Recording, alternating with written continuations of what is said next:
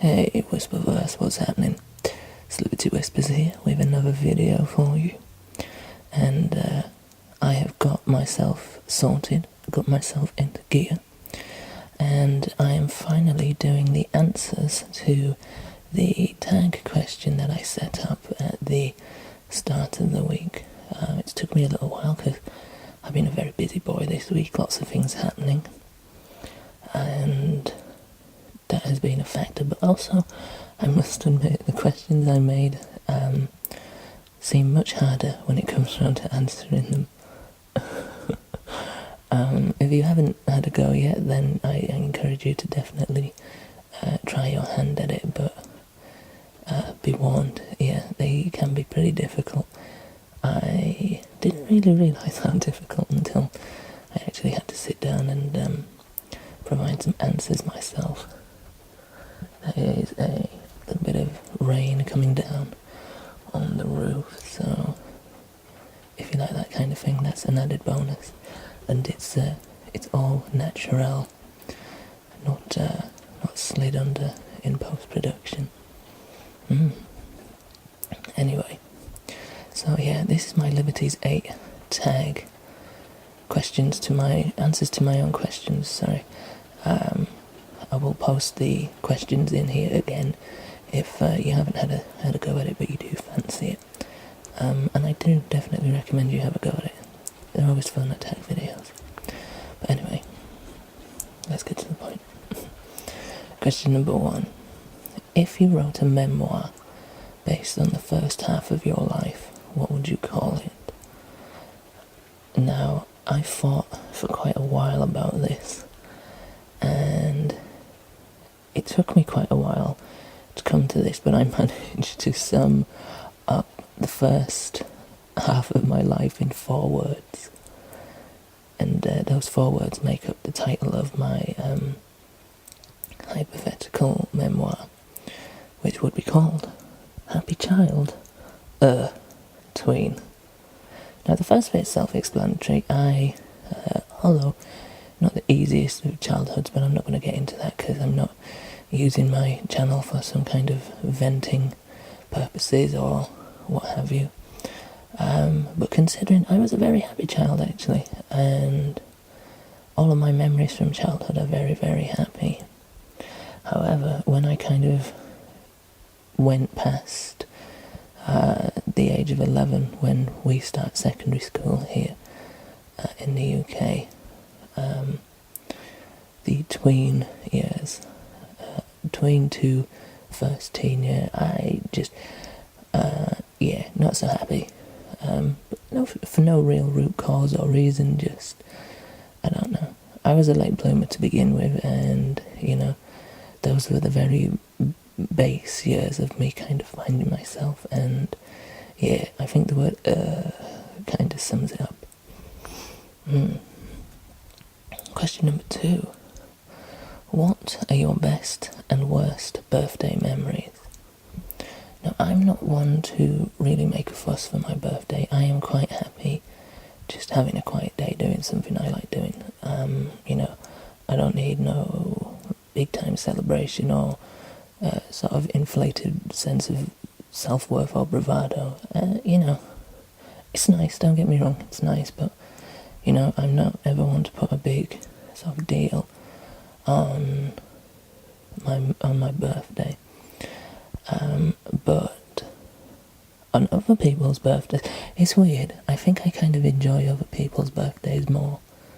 I don't know what that says about me.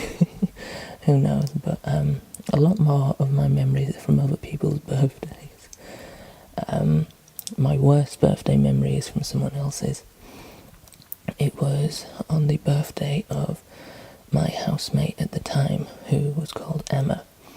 And this was during my time at university. I don't know how old she would have been, about, I'm going to say 20, maybe 21, I don't know.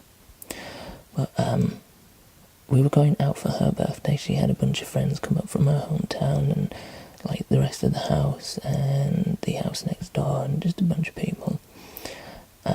But as was my lifestyle choices back then, I had been drinking since around 2 p.m, maybe even earlier, to be honest, but the details of this particular memory are somewhat hazy. I know the bullet points, but the fine print I'm not too clear on. But basically, I've been drinking since early afternoon, about 2 p.m. I put it at, and carried on right through until we went out, which was about 7, 8 o'clock. But by that time, the old cogs in the Liberty machine were rather well oiled, to put it nicely.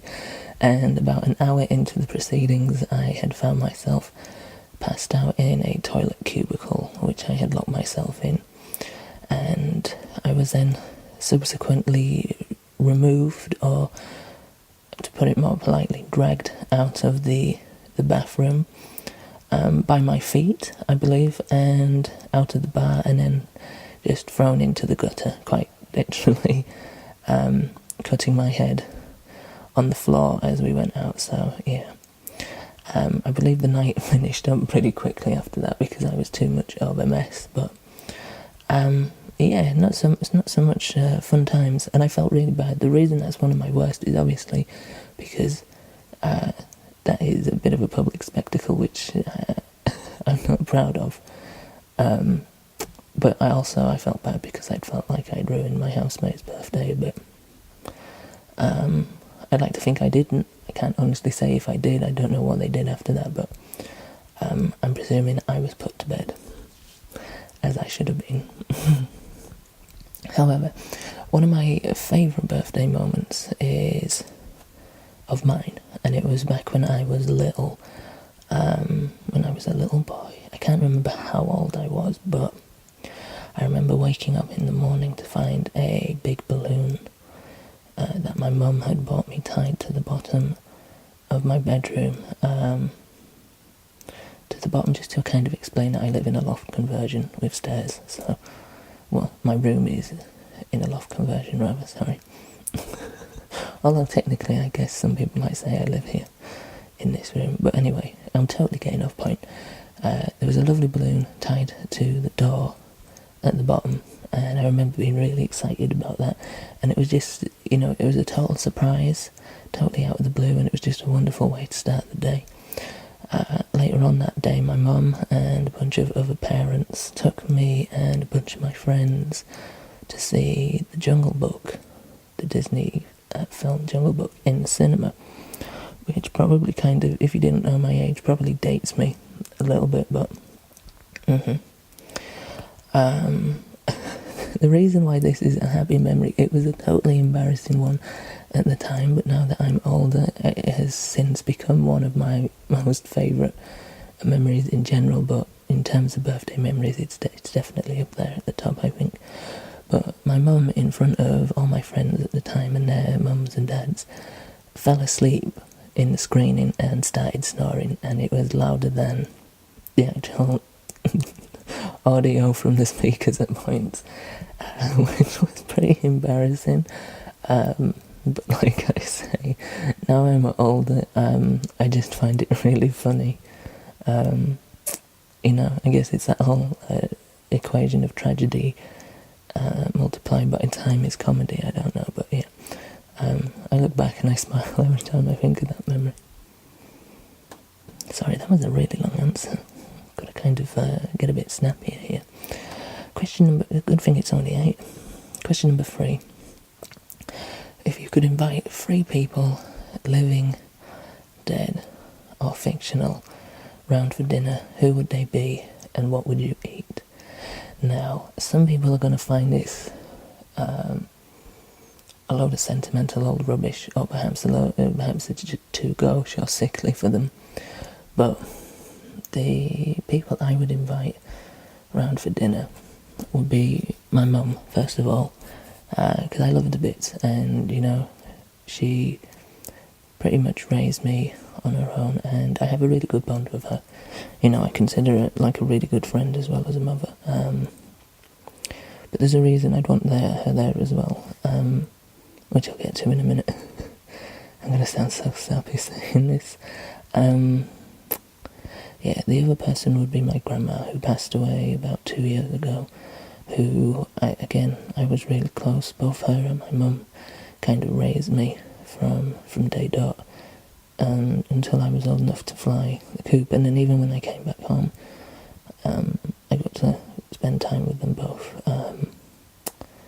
until she passed away, and I was here for that. And that was honestly one of the hardest things I've ever had to do in my entire life, and I would give anything. I miss her so much,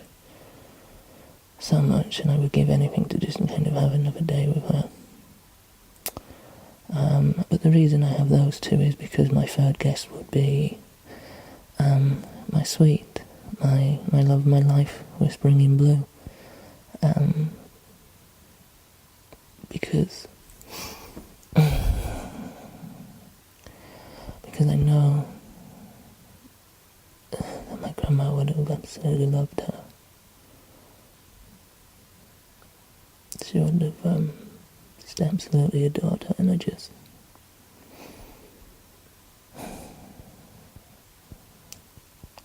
wish she could have met her, because I know she would have loved the bones off her as much as I do. I'm sorry guys. I should have gone for something simpler, but to be honest, I'm being truthful. I could have picked anyone in the world, but to me that would make me most happy, is to have those three around for dinner. I'm going to move on before I get deeper into this sort of emotional rabbit hole and just